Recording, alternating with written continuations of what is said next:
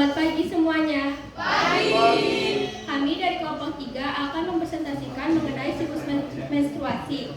Saya yang bernama Karina Octavia sebagai ketua kelompok. Saya yang bernama Arif sebagai anggota. Saya sebagai Deva sebagai anggota. Dan saya Winda sebagai anggota.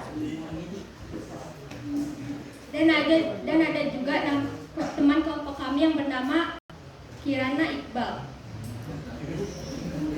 Tahukah kalian apa itu menstruasi? Menstruasi merupakan salah satu keadaan di mana keluarnya darah, lendir, sel-sel epithel yang menyusun dinding rahim dari vagina. Siklus menstruasi akan terjadi apabila sel telur yang dihasilkan oleh ovarium tidak dibuahi oleh sel sperma. Pada umumnya, satu siklus menstruasi akan berlangsung selama 24 hari. Akan tetapi, ada seorang perempuan yang mengalami siklus menstruasi lebih pendek atau lebih panjang. Seorang perempuan yang mengalami siklus menstruasi lebih pendek akan berlangsung selama 18 hari. Seorang perempuan yang mengalami siklus menstruasi lebih panjang akan berlangsung selama 40 hari.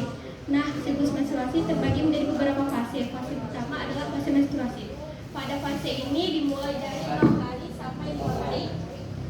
Pada fase ini memicu berkembangnya folikel dalam ovarium. Pada fase ini memicu berkembangnya hormon FSH, follicle stimulating hormone. Hormon FSH memicu berkembangnya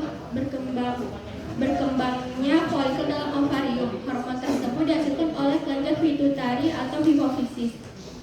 Kelenjar tersebut terletak di otak bagian depan. Pada proses berkembangnya folikel, ada beberapa folikel yang berkembang, namun hanya ada satu folikel yang terus berkembang tiap bulannya.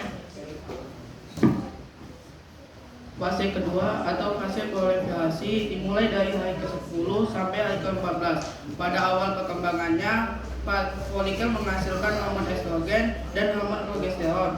Hormon estrogen dan hormon progesteron ini akan memicu dinding rahim untuk menebar. Pada saat ini, dinding rahim mengalami fase proliferasi.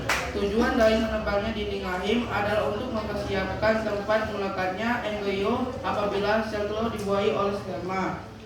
Fungsi lain dari hormon estrogen adalah untuk memicu kembalinya kelenjar pituitari untuk menghasilkan hormon FSH dan hormon LH.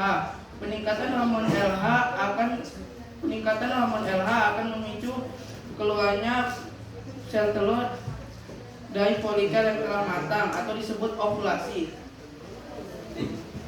Fase ketiga adalah fase skreturi yang dimulai dari 20 hari sampai 25 hari.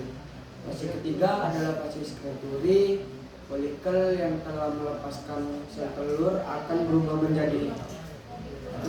menjadi corpus luteum. Sel telur yang telah diovulasikan ditangkap oleh fibrae dan akan bergerak menuju tubuh fallopian.